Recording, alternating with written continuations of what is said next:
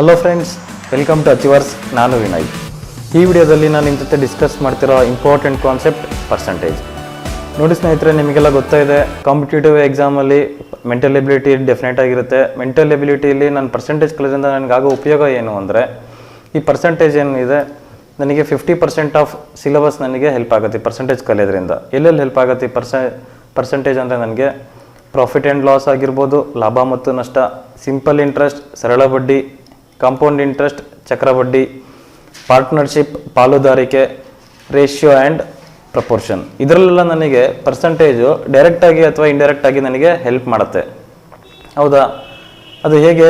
ನಮ್ಮಲ್ಲಿ ತುಂಬ ಜನ ಹುಡುಗರಿಗೆ ಪರ್ಸೆಂಟೇಜ್ ಕಲಿಯೋದಂದ್ರೆ ಒಂಥರ ಡಿಫಿಕಲ್ಟ್ ಫೇಸ್ ಮಾಡ್ತಾರೆ. ನನಗಿದು ಕಷ್ಟ ಆಗುತ್ತೆ ಅಂತ ಅನ್ಕೊತಾರೆ. ಯಾಕೆ ಅಂದರೆ ಅವರು 4 ಫಾರ್ಮುಲಾ ಕಲ್ತಿರ್ತಾರೆ, ಅದ್ರ ಮೇಲೆ 40 ಪ್ರಾಬ್ಲಮ್ನ ಟ್ರೈ ಮಾಡೋಕ್ಕೆ ಹೋಗ್ತಾರೆ. ಬಟ್ ಅದರಿಂದ ಸಾಧ್ಯ ಆಗೋದಿಲ್ಲ ಪರ್ಸೆಂಟೇಜ್. ಓಕೆ, ಬನ್ನಿ ನಾವಿವಾಗ ಪರ್ಸೆಂಟೇಜ್ನ ಬೇಸಿಕ್ಸ್ ಫಸ್ಟ್ ಕಲ್ತ್ಕೊಳ್ಳೋಣ. ಏನು ಪರ್ಸೆಂಟೇಜ್? ಪರ್ಸೆಂಟ್. ಇಲ್ಲೇ ಈ ವರ್ಡೇ ಹೇಳೋ ಥರ ಪರ್ ಅಂದರೆ ಏನು, ಪ್ರತಿ, ಸೆಂಟ್ ಅಂದರೆ 100, ಅಂದರೆ ಪ್ರತಿ 100ಕ್ಕೆ. ಇದನ್ನು ಕನ್ನಡದಲ್ಲಿ ಶೇಕಡವಾರು ಅಂತಲೂ ಹೇಳ್ತಾರೆ, ಶೇಕಡಮಾನ ಅಂತಲೂ ಹೇಳ್ತಾರೆ, ಪ್ರತಿಶತ ಅಂತಲೂ ಕೂಡ ಹೇಳ್ತಾರೆ. ಪ್ರತಿಶತ, ಪ್ರತಿ, ಫಾರ್ ಎವ್ರಿ. ಶತ ಅಂದರೆ 100, ಅಂದರೆ ಪ್ರತಿ 100ಕ್ಕೆ, ಫಾರ್ ಎವ್ರಿ 100 ಅಂತ ಹೇಳಿ. ಗೊತ್ತಾಯ್ತಾ? ನನಗಿದ್ರಲ್ಲೇ ಇದೆ, ನನಗೆ ಈ ವರ್ಡಲ್ಲೇ ಇದೆ ಪರ್ಸೆಂಟ್ ಅಂತೇಳಿ. ಸೆಂಟ್ ಅಂದರೆ 100 ನಿಮಗೆಲ್ಲ ಗೊತ್ತಿದೆ. ಅಂದರೆ ಏನರ್ಥ ಇಲ್ಲಿ, ನಾವಿಲ್ಲಿ ಪರ್ಸೆಂಟೇಜಲ್ಲಿ 100ನ ಬೇಸ್ ಆಗಿ ತಗೋತೀವಿ. ನಾವು ಯಾವುದೇ ವ್ಯಾಲ್ಯೂಸ್ ಇರ್ಬೋದು, ಅಲ್ಲಿ ನಾವು 100ಗೆ ಕಂಪೇರ್ ಮಾಡ್ತೀವಿ. ಓಕೆ, ಬನ್ನಿ ಸ್ನೇಹಿತರೆ, ಇವಾಗ ಇದನ್ನು ಹೇಗೆ ಯೂಸ್ ಮಾಡ್ತೀವಿ ಅಂದರೆ, ಒಬ್ಬ ಹುಡುಗ ಇರ್ತಾನೆ, ಅವಂಕ 500 ಮಾರ್ಕ್ಸ್ ಇರುತ್ತೆ. ಅಲ್ಲಿ ಅವನು ಪಡೆದ ಅಂಕ ಎಷ್ಟಿರುತ್ತೆ? ಪಡೆದ ಅಂಕ 400 ಮಾರ್ಕ್ಸ್ ಬಂದಿರುತ್ತೆ ಅವನಿಗೆ. ಓಕೆ, ಅವನಿಗೆ ನಾವು ಕೇಳ್ತೀವಿ ಎಷ್ಟು ಮಾರ್ಕ್ಸ್ ಬಂದಿದೆ 500ಕ್ಕೆ ಅಂದರೆ 400 ಅಂತ ಹೇಳ್ತಾನೆ ಅವನು. ಬಟ್ ಕೆಲವರಿಗೆ ಮಾರ್ಕ್ಸ್ ಹೇಳೋದ್ರಿಂದ ಗೊತ್ತಾಗಲ್ಲ, ಅವ್ರಿಗೆ ಪರ್ಸೆಂಟೇಜ್ ಹೇಳಿದ್ರೆ ಕ್ಲಿಯರ್ ಆಗಿ ಗೊತ್ತಾಗುತ್ತೆ. ಓಕೆ, ನಾನು ಇಲ್ಲಿ ಹೇಳಿದೆ ನಿಮಗೆ ಪರ್ಸೆಂಟ್ ಅಂದರೆ ನಾನು ಇಲ್ಲಿ ಏನೇ ಇದ್ರೂ ನಾನು 100ಗೆ ಕಂಪೇರ್ ಮಾಡ್ತೀನಿ ಅಂತೇಳಿ. ಓಕೆ, ಇವಾಗ ಅವ್ನು ಒಬ್ಬ ಹುಡುಗ ಪಡೆದಿರೋ ಅಂಕಗಳೆಷ್ಟು? 400. ಎಷ್ಟಕ್ಕೆ ತೊಗೊಂಡಿರೋದು ಅಂಕಗಳು? ಅದು ಎಷ್ಟಕ್ಕೆ ತೊಗೊಂಡಿದ್ದಾನೆ ಅವನು? ಟೋಟಲ್ ಮಾರ್ಕ್ಸ್ ಇರೋದು 500ಕ್ಕೆ. ಈಗ ನಂಗೆ ಪರ್ಸೆಂಟೇಜ್ ಬೇಕು, ಹಾಗಾಗಿ ನಾನು ಇದನ್ನು 100ಗೆ ಮಲ್ಟಿಪ್ಲೈ ಮಾಡ್ತಾ ಇದ್ದೀನಿ. ಅಲ್ಲಿಗೆ ಎಷ್ಟಾಯಿತು ಸ್ನೇಹಿತರೆ? 20 ಕ್ಯಾನ್ಸಲ್ ಆಯಿತು. 5 ಓನ್ಲಿ 5 20.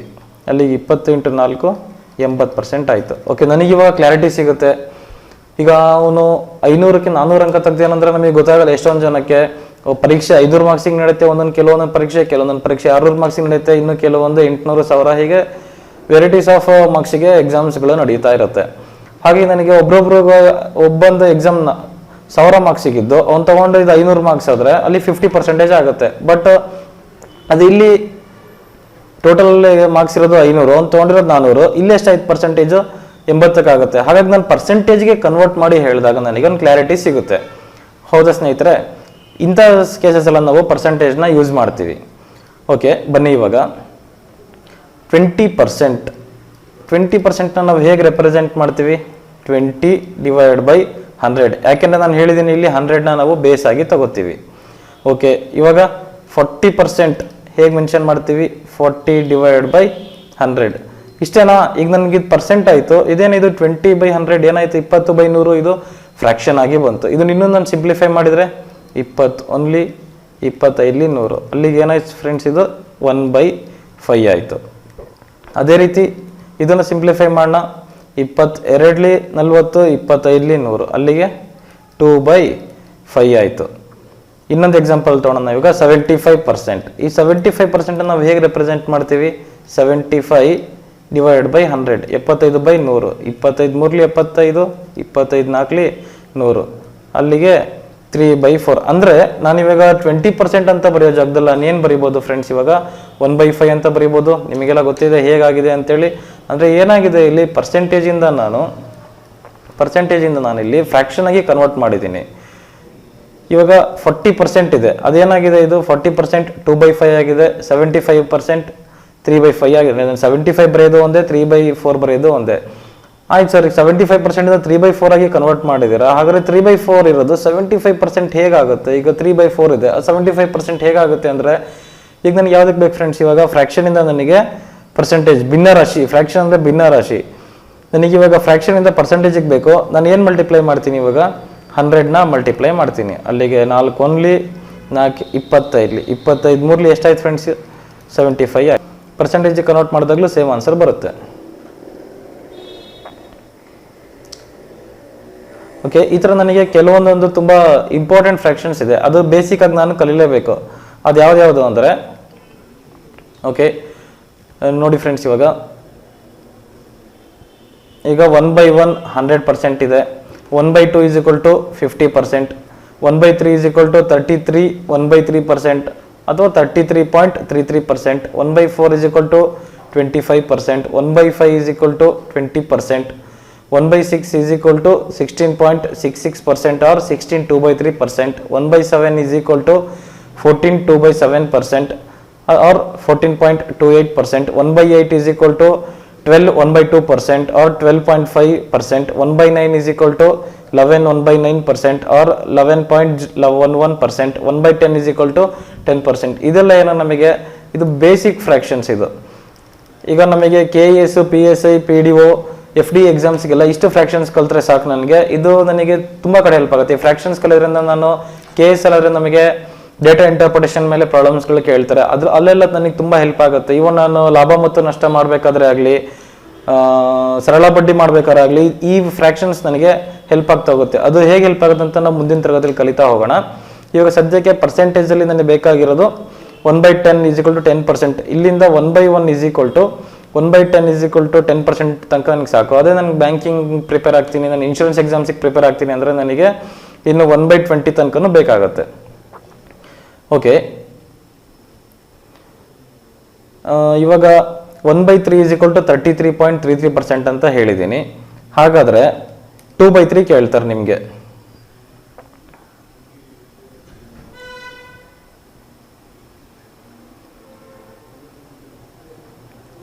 ಓಕೆ ಫ್ರೆಂಡ್ಸ್, ಇವಾಗ ಇಲ್ಲ ನನಗೆ 2/3 ಕೇಳ್ತಾರೆ.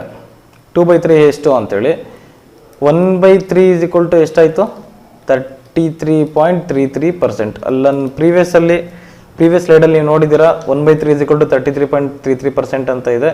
ಇವಾಗ 2/3 ಎಷ್ಟು ಅಂತ ಕೇಳ್ತಾರೆ. ಇವಾಗ ನನಗೆ 1/3 ಇರೋದು 2/3 ಯಾವಾಗ ಆಗುತ್ತೆ, ನಾನು 2ನ ಮಲ್ಟಿಪ್ಲೈ ಮಾಡಬೇಕಾ, ಗುಣಿಸ್ಬೇಕಾ ಅಥವಾ ಕೂಡಿಸ್ಬೇಕಾ, ಮಲ್ಟಿಪ್ಲೈ ಮಾಡಬೇಕಾ ಅಥವಾ ಆ್ಯಡ್ ಮಾಡಬೇಕಾ, ಇಲ್ಲೇ ಗೊತ್ತಾ, ನಾನು ಇಲ್ಲಿ ಮಲ್ಟಿಪ್ಲೈ ಮಾಡಬೇಕು. ಇವಾಗ ಏನಾಗುತ್ತೆ, ಓನ್ಲಿ 2, ಅಲ್ಲಿಗೆ 2/3 ಆಯಿತು.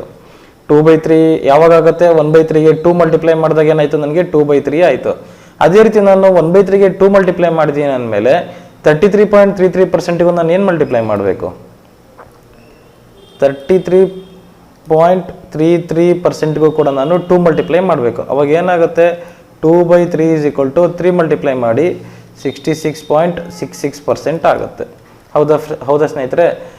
ಈಗ 2/3 66.66% ಅಂದರೆ 1/3ಗೆ ನಾನು ಏನು ಮಲ್ಟಿಪ್ಲೈ ಮಾಡಿದ್ದೀನಿ, 2ನ ಮಲ್ಟಿಪ್ಲೈ ಮಾಡಿದ್ದೀನಿ ಅಷ್ಟೇ. ಓಕೆ, ಇವಾಗ ನಮಗೆಲ್ಲ ಗೊತ್ತಿದೆ 1/5 is equal to 20%. ಈ 1/5 is equal to 20% ಯಾವಾಗ ಆಗುತ್ತೆ, okay sorry 2/5 is equal to ಎಷ್ಟಾಗುತ್ತೆ. ಈಗ ನಾನು 1/5ಗೆ 2 ಮಲ್ಟಿಪ್ಲೈ ಮಾಡಿದ್ರೆ ಏನಾಗುತ್ತೆ, 1/5ಗೆ 2 ಮಲ್ಟಿಪ್ಲೈ ಮಾಡಿದ್ರೆ ಏನಾಗುತ್ತೆ ಫ್ರೆಂಡ್ಸ್, 2/5 ಆಗುತ್ತೆ. ಅದೇ ರೀತಿ 20% ಇದೆ. ಈ 20%ಗೂ ಏನು ಮಾಡಬೇಕು, ಈಗ 1/5ಗೆ ನಾನು 2 ಮಲ್ಟಿಪ್ಲೈ ಮಾಡ್ತೀನಿ ಅಂದರೆ 20%ಗೂ ನಾನು ಏನು ಮಲ್ಟಿಪ್ಲೈ ಮಾಡಬೇಕು, 2 ಮಲ್ಟಿಪ್ಲೈ ಮಾಡಬೇಕು. ಅಲ್ಲಿಗೆ ಏನಾಯಿತು 40% ಆಯಿತು. ನೆಕ್ಸ್ಟ್ ಅದೇ ರೀತಿ 3/5 is equal to ಇದಕ್ಕೆ 3 ಮಲ್ಟಿಪ್ಲೈ ಮಾಡಿ 20ಗೆ 60%. 4/5 is equal to 4 ಮಲ್ಟಿಪ್ಲೈ ಮಾಡಿದಾಗ ಏನಾಗುತ್ತೆ 80%. ಈ ಥರ ನನಗೆ ಕೆಲವೊಂದೊಂದು ಬೇಸಿಕ್ ಫ್ರ್ಯಾಕ್ಷನ್ಸ್ಗಳು ತುಂಬ ಇಂಪಾರ್ಟೆಂಟ್ ಆಗಿದೆ. ಅದು ಯಾವುದು ಅಂದರೆ ಇವಾಗ 2/3 is equal to 66.66%, 3/4 is equal to 75%, 2/5 is equal to 40%, 3/5 is equal to 60%, 4/5 is equal to 80%. ಇವಾಗ ನಾನು ಪ್ರೀವಿಯಸ್ ಸ್ಲೈಡಲ್ಲಿ ನಿಮಗೆ ತೋರಿಸಿದ್ದೀನಿ. ಆ ಬೇಸಿಕ್ ಫ್ರ್ಯಾಕ್ಷನ್ಸ್ ಜೊತೆಗೆ ಇದು ಕೂಡ ನನಗೆ ಗೊತ್ತಿದ್ರೆ ನಾನು ಪ್ರಾಬ್ಲಮ್ನ ಇನ್ನೂ ಬೇಗ ಸಾಲ್ವ್ ಮಾಡ್ಬೋದು. ಓಕೆ, ಬನ್ನಿ ಫ್ರೆಂಡ್ಸ್, ಇವಾಗ ನಾವು ಪ್ರಾಬ್ಲಮ್ನ ನೋಡೋಣ. ಓಕೆ, ಈಗ ಫಸ್ಟ್ ಪ್ರಾಬ್ಲಮ್ ಏನಿದೆ, ವಾಟ್ ಪರ್ಸೆಂಟ್ ಆಫ್ 80 ಈಸ್ 10? 80 ಶೇಕಡ ಎಷ್ಟಿದೆ? ನಾನು ಹೇಳ್ತಾ ಇದ್ದೀನಿ, ನನಗಿಲ್ಲಿ 10 ಅನ್ನೋದು 80ಕ್ಕೆ ಶೇಕಡ ಎಷ್ಟಿದೆ ಅಂತ ಕೇಳಿದ್ದಾರೆ.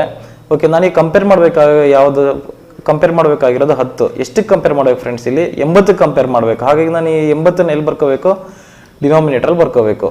ನನಗೆ ಇವಾಗ ಎಷ್ಟು ಕೇಳಿದ್ದಾರೆ, ನಾನು ಯಾವುದು ಕಂಪೇರ್ ಮಾಡಿ ಹೇಳಬೇಕು? ಇವಾಗ ಶೇಕಡದಲ್ಲಿ ಹೇಳಬೇಕು ನಾನು. ಹಾಗಾಗಿ multiply by 100 is equal to, ಈಗ 10 ಕ್ಯಾನ್ಸಲ್ ಆಯಿತು. ಈಗ ನನಗೆ 1/8 ಈಸ್ ಈಕ್ವಲ್ ಟು 12.5% ಅಂತ ನನಗೆ ಗೊತ್ತಿದ್ರೆ ನಾನು ಡೈರೆಕ್ಟಾಗಿ 12.5% ಅಂತ ನಾನು ಆನ್ಸರ್ನ ಬರಿಬೋದು. ಪ್ರೀವಿಯಸ್ ಸ್ಲೈಡಲ್ಲಿ ನಾನು ತೋರಿಸಿದ್ದೀನಿ ಪರ್ಸೆಂಟೇಜಿಂದ ನಾವು ಫ್ರ್ಯಾಕ್ಷನಿಗೆ ಹೇಗೆ ಕನ್ವರ್ಟ್ ಮಾಡಿದ್ದೀವಿ ಅಂತೇಳಿ. ಅದೇ ನನಗೆ 1/8 ಈಸ್ ಈಕ್ವಲ್ ಟು 12.5% ಅಂತ ನನಗೆ ಗೊತ್ತಿರಲಿಲ್ಲ ಅಂದರೆ ಏನು ಮಾಡಬೇಕಿತ್ತು? ಈಗ 100 ಇಂಟು 100 ಆಗುತ್ತೆ, ಡಿವೈಡ್ ಬೈ 8 ಸಿಂಪ್ಲಿಫೈ ಮಾಡಬೇಕಾಗತ್ತೆ. 8 ಓನ್ಲಿ 8 ಎಷ್ಟು ಉಳಿತು? ಇಲ್ಲಿ 10 8 ತೆಗೆದ್ರೆ 2 ಉಳಿತು, ಅಲ್ಲಿಗೆ 20 ಆಯಿತು. 8 2 16, ಇಲ್ಲಿ 20 ಇದೆ, 20ರಲ್ಲಿ 16 ತೆಗೆದ್ರೆ 4 ಉಳಿತು, 4 8ರಲ್ಲಿ ಡಿವೈಡ್ ಆಗೋದಿಲ್ಲ. ಇಲ್ಲಿ ಪಾಯಿಂಟ್ ಇಟ್ಟು ಒಂದು 0 ಇಟ್ಕೊಂಡ್ವಿ, ಅವಾಗಲ್ಲಿ ಎಷ್ಟಾಯಿತು? 8 5 40. ನನಗೆ 1/8 ಅನ್ನೋದು 12.5% ಅಂತ ಗೊತ್ತಿಲ್ಲ ಅಂದರೆ ನಾನು ಈ ಥರ ಡಿವೈಡ್ ಮಾಡ್ತಾ ಕೂರ್ಬೇಕಾಗತ್ತೆ. ಅಲ್ಲಿ ಏನಾಗುತ್ತೆ? ಅಲ್ಲಿ ನನಗೆ ಟೈಮ್ ವೇಸ್ಟ್ ಆಗುತ್ತೆ. ಓಕೆ, ಇವಾಗ ನೆಕ್ಸ್ಟ್ ಪ್ರಾಬ್ಲಮಿಗೆ ಹೋಗೋದಾದರೆ, ವಾಟ್ ಪರ್ಸೆಂಟ್ ಆಫ್ 120 ಈಸ್ 30? 30 120 ಶೇಕಡ ಎಷ್ಟಿದೆ? ಇದು ನಮ್ಮ ಪ್ರೀವಿಯಸ್ ಪ್ರಾಬ್ಲಮ್ ಥರನೇ ಇದೆ. ಓಕೆ, ಕಂಪೇರ್ ಮಾಡೋಣ. ಇವಾಗ 30ನ್ನು ನಾನು ಯಾವುದಕ್ಕೆ ನೋಡ್ಬೇಕು? ಇವಾಗ ನನಗೆ ಬಂದಿರೋ ಮಾರ್ಕ್ಸ್ 30 ಆದರೆ ನನಗೆ 120 ಮಾರ್ಕ್ಸಿಗೆ ಎಷ್ಟಾಯಿತು ಅನ್ನೋ ಮೀನಿಂಗ್ ಕೊಡತ್ತಿದು. ನಾನು 30 120ಕ್ಕೆ ಕಂಪೇರ್ ಮಾಡ್ಬೇಕು. ಇವಾಗ ಪರ್ಸೆಂಟೇಜಿಗೆ ಬೇಕು, ಹಾಗಾಗಿ ಮಲ್ಟಿಪ್ಲೈ ಬೈ 100. ಓಕೆ, 30 ಓನ್ಲಿ 30 4 120, 3 4 12 ಆಗುತ್ತೆ. ಓಕೆ, ಈಗ 1/4 ಈಸ್ ಈಕ್ವಲ್ ಟು ಎಷ್ಟಾಗುತ್ತೆ? 25%. ಇಲ್ಲಿ ನೋಡಿ ಫ್ರೆಂಡ್ಸ್, ಇವಾಗ ನನಗೆ ಪರ್ಸೆಂಟೇಜನ್ನ ಫ್ರ್ಯಾಕ್ಷನಿಗೆ ಕನ್ವರ್ಟ್ ಮಾಡ್ಕೊಂಡು ಕಲಿಬೇಕಾದ್ರೆ ನಂಗೆ ತುಂಬ ಇಂಪಾರ್ಟೆಂಟ್ ಆಗುತ್ತೆ. ಯಾಕೆ ಅಂದರೆ ಅಲ್ಲಿ ನನಗೆ ಟೈಮ್ ಸೇವ್ ಆಗ್ತಾ ಹೋಗುತ್ತೆ. ಓಕೆ, ಅದರ್ವೈಸ್ ಏನು ಮಾಡಬೇಕಾಗತ್ತೆ? ಇಲ್ಲಿ once again 100 divide by 4 is equal to 4 only 4 4 25 100. ಈ ಥರ ನನಗೊಂದು ಸ್ಟೆಪ್ ಎಕ್ಸ್ಟ್ರಾ ಮಾಡಬೇಕಾಗತ್ತೆ. ನಾನು ಇದನ್ನು ಅವಾಯ್ಡ್ ಮಾಡಬೇಕು ಅಂದರೆ, ಈ ಸ್ಟೆಪ್ಪನ್ನು ನಾನು ಅವಾಯ್ಡ್ ಮಾಡಬೇಕು ಅಂದರೆ ನಾನು ಪರ್ಸೆಂಟೇಜನ್ನು ಫ್ರ್ಯಾಕ್ಷನಿಗೆ ಕನ್ವರ್ಟ್ ಮಾಡೋದನ್ನು ನಾನು ಕಲೀಲೇಬೇಕಾಗತ್ತೆ. ಓಕೆ, ಗೊತ್ತಾಯ್ತಲ್ವಾ? ಹಾಗಾಗಿ ಇಲ್ಲಿ ಆನ್ಸರ್ ಏನಾಗುತ್ತೆ? 25 ಆಗುತ್ತೆ. ಓಕೆ, ಈಗ ನೆಕ್ಸ್ಟ್ ಪ್ರಾಬ್ಲಮಿಗೆ ಹೋಗೋಣ.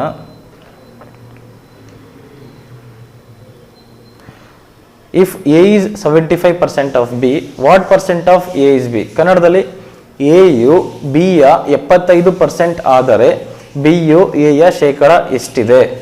ಓಕೆ, ಇಲ್ಲಿ ಇವಾಗ ಏನಿದೆ? ಇಲ್ಲಿ ಎ ಮತ್ತು ಬಿ ಅಂತ 2 ವೇರಿಯೇಬಲ್ಸ್ ಇದೆ. ಎ ಯು ಬಿ ಯ 75% ಆದರೆ ಎ ಅನ್ನೋದು ಬಿಗೆ ಕಂಪೇರ್ ಮಾಡಿದಾಗ ಎಷ್ಟಿದೆ? ಇದು 75% ಇದೆ. ಹಾಗಾದರೆ ನಾನು ಇಲ್ಲಿ 100% ಅಂತ ನಾನು ಯಾವುದನ್ನು ತಗೋಬೋದು? ಓಕೆ, ನಾನು ಇವಾಗ ಬಿನ 100% ಅಂತ ನಾನು ತಗೊಂಡ್ರೆ ಇಲ್ಲಿ ಏನಿದೆ? ಎ ಯು ಬಿ ಯ 75% ಆದರೆ ಅಂದರೆ ಎ ಬಿ ಯ 75% ಇದೆ. ಹಾಗಾದರೆ 100ರಲ್ಲಿ 75% ಎಷ್ಟಾಗುತ್ತೆ? 75 ಆಗುತ್ತೆ. ಅದೇ ರೀತಿ ನಾನೆಲ್ಲಾದರೂ ಇವಾಗ ಎ ಬಿನ ಇವಾಗ ನಾನು ಇಲ್ಲಿ ಬಿಗೆ 100% ಅಂತ ತಗೊಂಡಿಲ್ಲ, ಈಗ ನಾನು ಎಗೆ 100% ಅಂತ ತಗೊಂಡೆ. ಅವಾಗ ಏನಾಗ್ತಿತ್ತು? ಈಗ ಏನಾಗ್ತಿತ್ತು?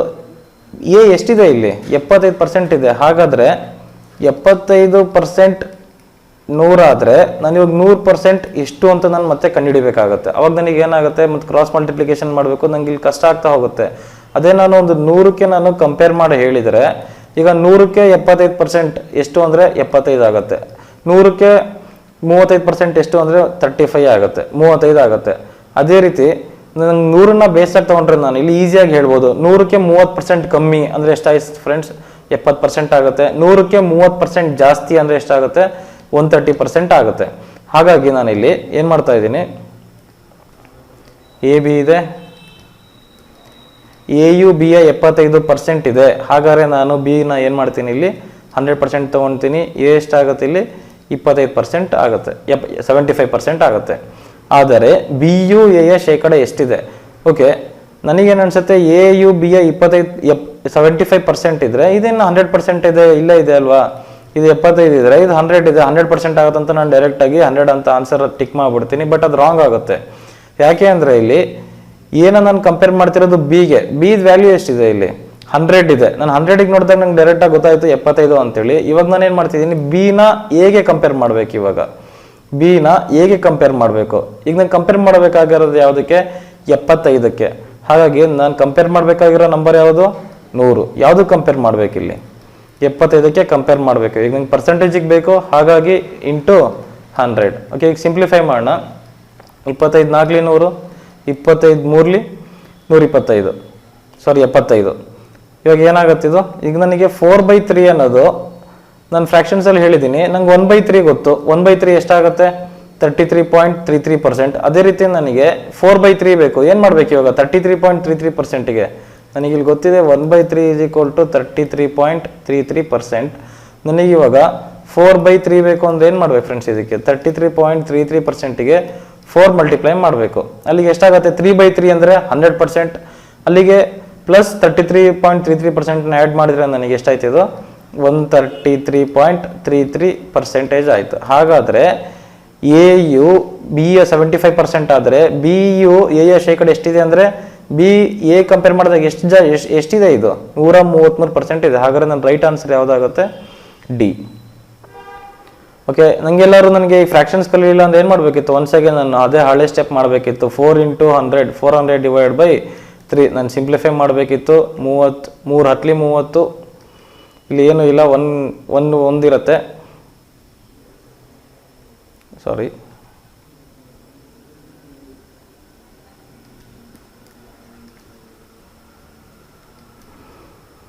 3 ಓನ್ಲಿ 3, ಇಲ್ಲಿ ಒಂದಿದೆ. 3 3 9, ಇನ್ನೊಂದು ಕ್ಯಾರಿ ಆಯಿತು, 3 3 9. ಹಾಗೆ ನಾನು ಸಿಂಪ್ಲಿಫೈ ಮಾಡಿದರೆ ಇದು 133.33% ಆಗುತ್ತೆ. 20 is 30% of number, then 130% of that number. Okay, ಕನ್ನಡದಲ್ಲಿ ನೋಡೋಣ. ಒಂದು ಸಂಖ್ಯೆಯ 30% 120 ಆದರೆ ಅದೇ ಸಂಖ್ಯೆಯ 130% ಎಷ್ಟು? ಓಕೆ ಫ್ರೆಂಡ್ಸ್, ಇವಾಗ ಸಾಲ್ವ್ ಮಾಡೋಣ. ಒಂದು ಸಂಖ್ಯೆಯ 30%, ಆ ಒಂದು ಸಂಖ್ಯೆ ಯಾವುದನ್ನು ನಂಗೆ ಗೊತ್ತಿಲ್ಲ, ನಾನು ಅದನ್ನು ಎಕ್ಸ್ ಅಂತ ತಗೊಂಡ್ಲಾ. ಓಕೆ, ಒಂದು ಸಂಖ್ಯೆ ಇದೆ, ಆ ಸಂಖ್ಯೆಯ 30% ಎಷ್ಟಿದೆ ಅಂತೆ. 30% ನಾನು ಹೆಂಗೆ ಕನ್ಸಿಡರ್ ಮಾಡ್ತೀನಿ, ಈ ಸಂಖ್ಯೆ ಇದೆ 30% ನಾನು ಹೆಂಗೆ ಬರಿತೀನಿ, 30 / 100 ಎಷ್ಟಾಗುತ್ತಂಥದ್ದು, ಎಷ್ಟಾಗುತ್ತೆ, ಒಂದು ಸಂಖ್ಯೆಯ 30% ಎಷ್ಟಾಯ್ತು, ಇದು 120 ಆಯಿತು. ಹಾಗಾದರೆ ಅದೇ ಸಂಖ್ಯೆಯ 130% ಎಷ್ಟು? ಈ ಸಂಖ್ಯೆ ಯಾವಾಗಲೂ ಎಷ್ಟು ಪರ್ಸೆಂಟೇಜ್ ಇರುತ್ತೆ ಸ್ನೇಹಿತರೆ, ಈ ಸಂಖ್ಯೆ ಯಾವಾಗಲೂ, ಒಂದು ಸಂಖ್ಯೆ ಯಾವಾಗಲೂ 100% ಇರುತ್ತೆ. ಈ 100%ಅಲ್ಲಿ 30% ಎಷ್ಟಾಯ್ತಿದ್ದು, 120 ಆಯಿತು. ಓಕೆ, ಈಗ ಸಿಂಪ್ಲಿಫೈ ಮಾಡೋಣ. ಎಕ್ಸ್ ಈಸ್ ಈಕ್ವಲ್ ಟು ಈ 30/100 ಈಕ್ವಲ್ಸಿಂದ ಈ ಕಡೆ ಹೋದಾಗ ಏನಾಗುತ್ತೆ, 100 ನ್ಯೂಮರೇಟ್ರಿ ಹೋಗುತ್ತೆ, 30 ಡಿನಾಮಿನೇಟ್ರಿ ಬರುತ್ತೆ, ಇಂಟು 100 / 30. ಓಕೆ, 31 34 120, ಅಲ್ಲಿಗೆ ಎಕ್ಸ್ ಈಸ್ ಈಕ್ವಲ್ ಟು 400 ಆಯಿತು. ಎಕ್ಸ್ ಈಸ್ ಈಕ್ವಲ್ ಟು 400 ಆಯಿತು. ನಾನು ಹೇಳಿದ್ನಲ್ಲ, ಅಂದರೆ 400 100% ಆಗಿದೆ. ನನಗೇನು ಬೇಕು ಇವಾಗ, 130 ಬೇಕು. ಇವಾಗ 100% 400 ಆದರೆ ನನಗೆ ಎಷ್ಟು ಬೇಕು ಇವಾಗ, ಇಲ್ಲಿ 130 ಬೇಕು. 130% ಎಷ್ಟು? ಈಗೇನು ಮಾಡಬೇಕು, ಕ್ರಾಸ್ ಮಲ್ಟಿಪ್ಲಿಕೇಶನ್ ಮಾಡಬೇಕು. X into 100 is equal to 400 into 130. X is equal to 400 into 130 / 100. ಇವಾಗ 100 4 400, 13 4 52. ಹಾಗಾದರೆ X is equal to 52 520. X is equal to 520 ಆಯಿತು. ಹಾಗಾದರೆ 130% ಎಷ್ಟಾಯ್ತು ಇವಾಗ, 130%, ಆ ಸಂಖ್ಯೆಯ 130% ಎಷ್ಟಾಯಿತು, 120 ಆಯಿತು. ಹಾಗಾದರೆ ನನ್ನ ಆನ್ಸರ್ ಎಷ್ಟು, 520 ಆಯಿತು. ನನ್ನ ಆನ್ಸರ್ ಎಷ್ಟು, ಎ, ಆಪ್ಷನ್ ಎ 520. ನಾನು ಇಷ್ಟೊಂದೆಲ್ಲ ಮಾಡಲೇಬೇಕಾ, ನನಗೆ ಇದಕ್ಕಿಂತ ನೀನು ಸಿಂಪ್ಲಿಫೈ ಆಗಿ ನನಗೆ ಮಾಡೋಕ್ಕಾಗೋದಿಲ್ವಾ? ಓಕೆ, ಮಾಡ್ಬೋದು. ನನಗೆ ಈ ಬೇಸಿಕ್ಸ್, ಈ ಕಾನ್ಸೆಪ್ಟ್ ನಂಗೆ ಕ್ಲೀನಾಗಿ ಅರ್ಥ ಆಯಿತು ಅಂದರೆ ನಾನು ಇನ್ನೂ ಸಿಂಪಲಾಗಿ ಮಾಡ್ಬೋದು. ಹೇಗೆ ಮಾಡ್ಬೋದು? ಓಕೆ, ನೋಡೋಣ. ಇವಾಗ ಒಂದು ಸಂಖ್ಯೆ ಇದೆ, ಅದರದ್ದು 30% ಎಷ್ಟಿದೆ, 120. ಅಂದರೆ 30% ಎಷ್ಟಾಯ್ತು, ಇದು 120 ಆಯಿತು.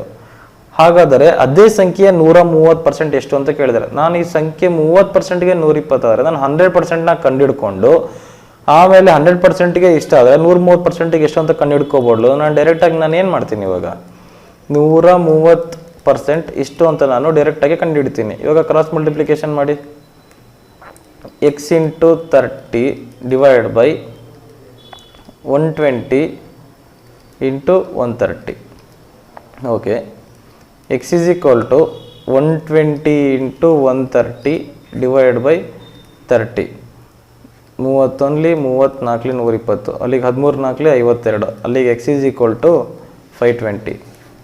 ನಾನು ಡೈರೆಕ್ಟಾಗೆ ನಾನು 130% ನಾನು ಡೈರೆಕ್ಟಾಗೆ ಕಂಡುಹಿಡ್ಬೋದು. ನಾನು ಆ ಥರ ಯೂಸ್ ಮಾಡೋದಿದ್ರೆ ನನಗೆ ತುಂಬ ಸ್ಟೆಪ್ಸ್ ಬರುತ್ತಿಲ್ಲ, ನಂಗೆ ಟೈಮ್ ವೇಸ್ಟ್ ಆಗುತ್ತೆ. ಅಥವಾ ನನಗೆ ಇದು ಕೂಡ ಮಾಡೋ ಅವಶ್ಯಕತೆ ಇಲ್ಲ. ಇಷ್ಟು ನಾನು ಏನು ಮಾಡಿದ್ನಲ್ಲ ಇದು ಕೂಡ ನಂಗೆ ಮಾಡೋ ಅವಶ್ಯಕತೆ ಇಲ್ಲ. ಹೇಗೆ 30% 120 ಆದರೆ 1% ಎಷ್ಟು ಏನು ಮಾಡಬೇಕು? 120/30, ಅಲ್ಲಿಗೆ ಎಷ್ಟಾಯಿತು? 34. ಅಲ್ಲಿಗೆ 1% ಎಷ್ಟಾಯಿತು? 120 ಡಿವೈಡ್ ಮಾಡಿದಾಗ 1% 4 ಆಯಿತು. 1% 4 ಆದರೆ 130% ಎಷ್ಟಾಗುತ್ತೆ? 130 ಇಂಟು 4, ಅಲ್ಲಿಗೆ 520. ನಾನು ಈ ಥರ ನಾನು ಸಿಂಪಲಾಗೆ ಮಾಡ್ಕೋಬೋದು. ಓಕೆ, ಇದು ಅರ್ಥ ಆಯಿತು ಅಂತ ಅನ್ಕೋತೀನಿ. ಈಗ ನೆಕ್ಸ್ಟ್ ಪ್ರಾಬ್ಲಮಿಗೆ ಹೋಗೋಣ.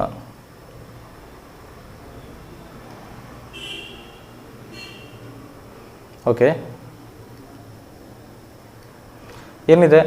What percent 60 is less than 80? ಏನಂತದೆ? 60 60 80ಕ್ಕಿಂತ ಶೇಕಡ ಎಷ್ಟು ಕಡಿಮೆ ಇದೆ? ಹೇಗೆ ಮಾಡೋದು ಇದನ್ನು? ಓಕೆ, ಇಲ್ಲಿ 2 ನಂಬರ್ ಇದೆ, ಒಂದು 60 ಇದೆ, ಒಂದು 80 ಇದೆ. ಏನಂತ ಹೇಳ್ತಿದ್ದಾರೆ ಇಲ್ಲಿ? 60 80ಕ್ಕಿಂತ ಶೇಕಡ ಎಷ್ಟು ಕಡಿಮೆ ಇದೆ? ಹೌದಾ? ಹಾಗಾದರೆ ನೋಡ್ಕೊಳ್ಳೋಣ. 60 ಕಮ್ಮಿ ಇದೆ 80ಕ್ಕಿಂತ? ಹೌದು, ಕಮ್ಮಿ ಇದೆ. ಎಷ್ಟು ಕಮ್ಮಿ ಇದೆ? 20 ವ್ಯಾಲ್ಯೂಸ್ ಕಮ್ಮಿ ಇದೆ. ನನಗೇನು ಕೇಳ್ತಿದ್ದಾರೆ ಇಲ್ಲಿ? ಎಷ್ಟು ಕಮ್ಮಿ ಇದೆ ಅಂತ ಕೇಳಿಲ್ಲ, ಇಲ್ಲಿ ಎಷ್ಟು ಪರ್ಸೆಂಟ್ ಕಮ್ಮಿ ಇದೆ ಅಂತ ಕೇಳಿದ್ದಾರೆ. ಹೌದು, ಫಸ್ಟ್ ನಾನು ನೋಡ್ಕೊತೀನಿ, ಇದು ಕಮ್ಮಿ ಇದೆಯಾ? ಹೌದು, ಬರ್ಕೊತೀನಿ. ಇಲ್ಲಿ ಎಷ್ಟಪ್ಪ ಕಮ್ಮಿ ಇದೆ? 20 ವ್ಯಾಲ್ಯೂಸ್ ಕಮ್ಮಿ ಇದೆ. ಇದು ಯಾವುದ್ರಲ್ಲಿ ಕಮ್ಮಿ ಇರೋದು? ಇದು ಯಾವುದ್ರಿಗಿಂತ ಕಮ್ಮಿ ಇರೋದು? ಇದು 60ಗಿಂತ ಕಮ್ಮಿ ಇದೆ, 80ಗಿಂತ ಕಮ್ಮಿ ಇದೆಯಾ? ಇದು 60 80ಕ್ಕಿಂತ ಶೇಕಡ ಎಷ್ಟು ಕಡಿಮೆ ಇದೆ? ಇದು 80ಗಿಂತ ತಾನೇ ಕಮ್ಮಿ ಇರೋದು 60. ಹಾಗಾಗಿ ನಾನು 80ನ್ನ ಬೇಸಲ್ಲಿ ಬರ್ಕೋತೀನಿ. ನಾನು ಅರ್ಥ ಆಗ್ತಿದೆ ಅಂತ ಅನ್ಕೋತೀನಿ ಸ್ನೇಹಿತರೆ ನಿಮಗೆ. ನೋಡಿ, ಇವಾಗ 2 ನಂಬರ್ ಇದೆ, 60 ಮತ್ತು 80. ಫಸ್ಟ್ ನಾನು ನೋಡ್ಕೊಳ್ತೀನಿ, 60 ಕಮ್ಮಿ ಇದೆ ನಿಜವಾಗ್ಲೂ 80ಗಿಂತ? ಹೌದು, ಕಮ್ಮಿ ಇದೆ. 20 ಕಮ್ಮಿ ಇದೆ. ಎಷ್ಟಿಗಿಂತ ಕಮ್ಮಿ ಇರೋದು? ಈ 20 ನಂಬರ್ದಷ್ಟು ಕಮ್ಮಿ ಇದೆ ಅಲ್ಲ, ಇದು 20 ವ್ಯಾಲ್ಯೂಸ್ ಕಮ್ಮಿ ಇದೆ. ಎಷ್ಟಿಗಿಂತ ಕಮ್ಮಿ ಇರೋದು? 80ಕ್ಕಿಂತ ಕಮ್ಮಿ ಇರೋದು. ಈಗ ನಾನು ಕಂಪೇರ್ ಮಾಡಬೇಕಾಗಿರೋದು ಯಾವುದಕ್ಕೆ? 80ಕ್ಕೆ. ನಂಗೆ ಪರ್ಸೆಂಟೇಜಿಗೆ ಬೇಕು, ಹಾಗಾಗಿ ಇಂಟು 100. ಈಗ ಸಿಂಪ್ಲಿಫೈ ಮಾಡೋಣ. 20 24. ಹಾಗಾದರೆ 1/4 ಈಸ್ ಈಕ್ವಲ್ ಟು ಎಷ್ಟು? 25%. ಇದಕ್ಕೆ ಆನ್ಸರ್ ಏನಾಗುತ್ತೆ? ಆಪ್ಷನ್ ಸಿ ಆಗುತ್ತೆ. ನೋಡಿ ಸ್ನೇಹಿತರೆ, ಇಲ್ಲಿ ಜಾಸ್ತಿ ಕನ್ಫ್ಯೂಷನ್ ಮಾಡ್ಕೊಳಕ್ಕೆ ಹೋಗ್ಬೇಡಿ. ಅಲ್ಲಿ ಕ್ವಶನಲ್ಲೇ ಕೇಳಿದ್ದಾರೆ 60 80ಕ್ಕಿಂತ ಶೇಕಡ ಎಷ್ಟು ಕಡಿಮೆ ಇದೆ ಅಂತ ಕೇಳಿದ್ದಾರೆ. ಯಾವುದಕ್ಕಿಂತ? 80ಕ್ಕಿಂತ. ಹಾಗಾಗಿ ನಾನು ಕಂಪೇರ್ ಮಾಡಬೇಕಾದ್ರೆ ಯಾವುದಕ್ಕೆ? ಇಲ್ಲಿ 80ಕ್ಕೆ. ಹಾಗಾಗಿ ನಾನು 80ನ್ನು ಡಿನಾಮಿನೇಟರ್ಲಿ ಬರ್ಕೊಂಡಿದ್ದೀನಿ. ಓಕೆ, ಈಗ ನೆಕ್ಸ್ಟ್ ಪ್ರಾಬ್ಲಮ್ ಹೋಗೋಣ.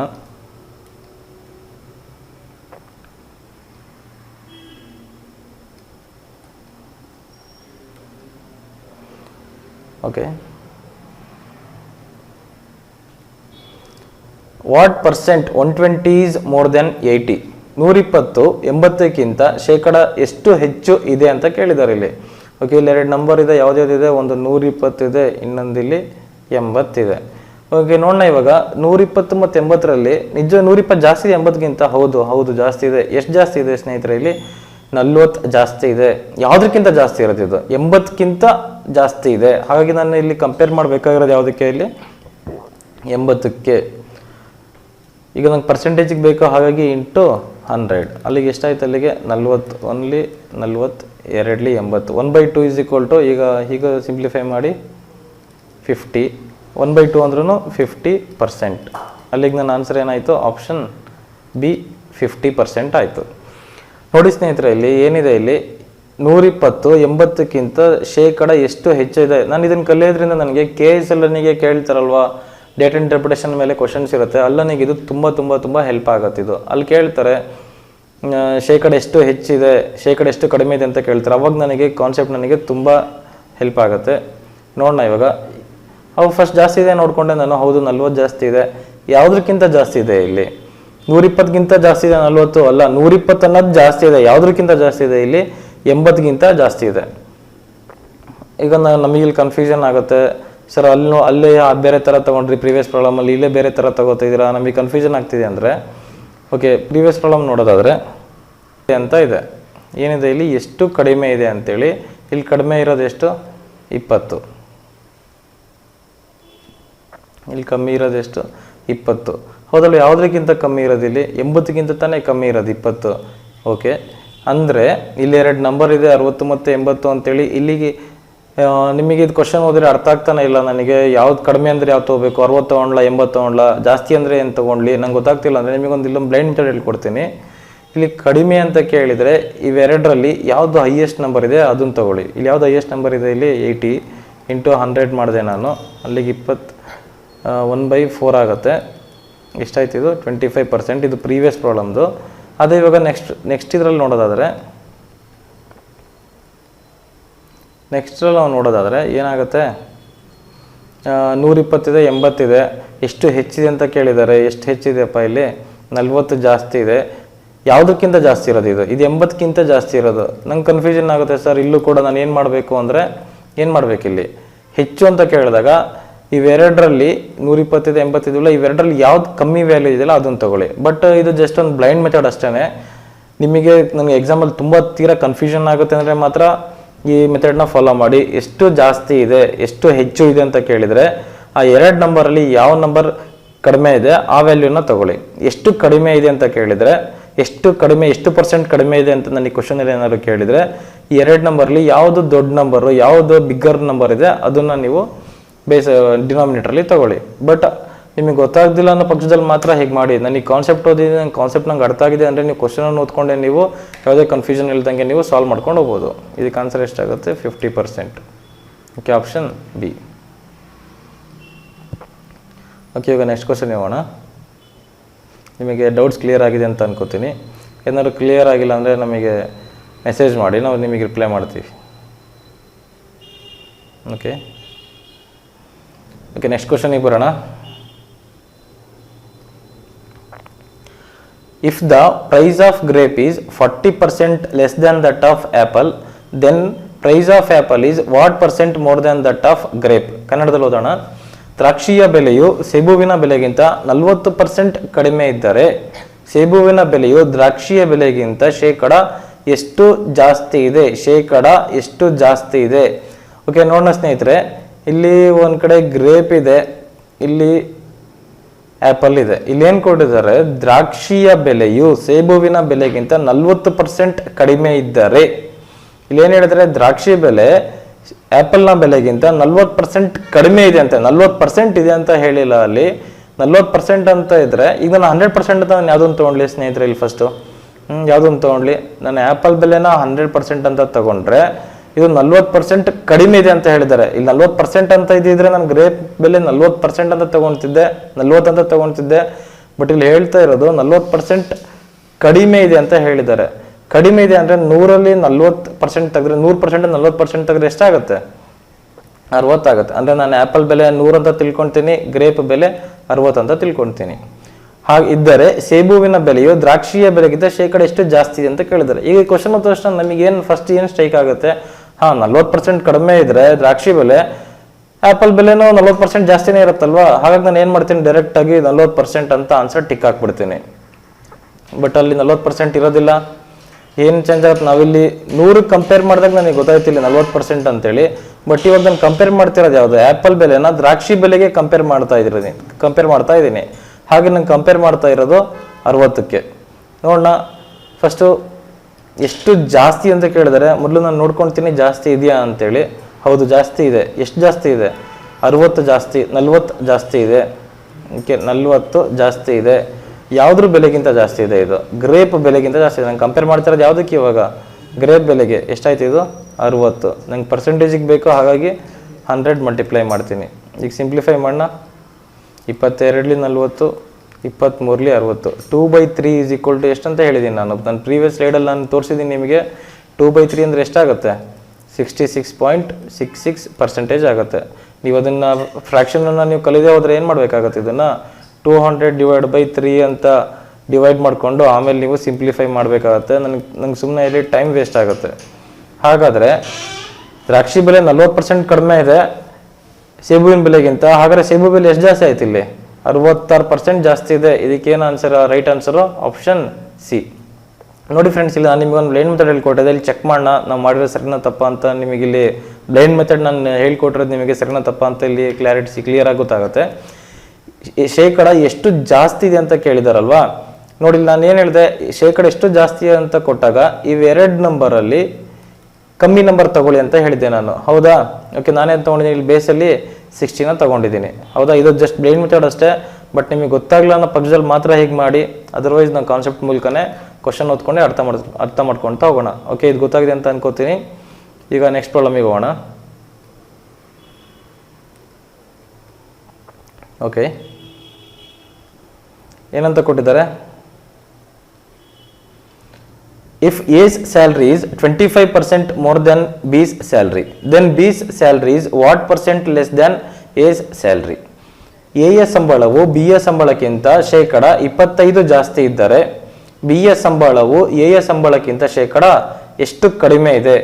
ಹಾಗೆ ಇದು ಕೂಡ ಪ್ರೀವಿಯಸ್ ಪ್ರಾಬ್ಲಮ್ ಥರನೇ ಇದೆ, ಬಟ್ ಅಲ್ಲಿ ಎಷ್ಟು ಜಾಸ್ತಿ ಅಂತ ಕೇಳಿದ್ರು, ಇಲ್ಲಿ ಎಷ್ಟು ಶೇಕಡ ಎಷ್ಟು ಕಡಿಮೆ ಇದೆ ಅಂತ ಕೇಳಿದ್ದಾರೆ. ಓಕೆ, ನೋಡೋಣ. ಇಲ್ಲಿ ಇಬ್ರು ಇದ್ದಾರೆ, ಇಬ್ರು 2 ಪರ್ಸನ್ಸ್ ಇದ್ದಾರೆ, A ಆ್ಯಂಡ್ B ಅಂತೇಳಿ. ಎ ಯ ಸ್ಯಾಲರಿಯು ಬಿ ಯ ಸಂಬಳಕ್ಕಿಂತ ಶೇಕಡ 25 ಜಾಸ್ತಿ ಇದೆ ಅಂತೆ. ಎ ಸ್ಯಾಲ್ರಿ ಬಿ ಸ್ಯಾಲ್ರಿಗಿಂತ 25 ಜಾಸ್ತಿ ಇದೆ ಅಂದರೆ ನಾನು ಇಲ್ಲಿ ಯಾರು 100% ಅಂತ ತೊಗೊಂಡ್ಲಿ ಇಲ್ಲಿ?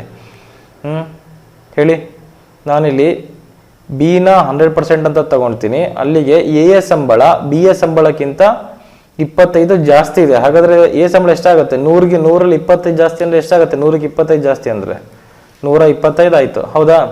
ಅದೇ ಎಲ್ಲಾದರೂ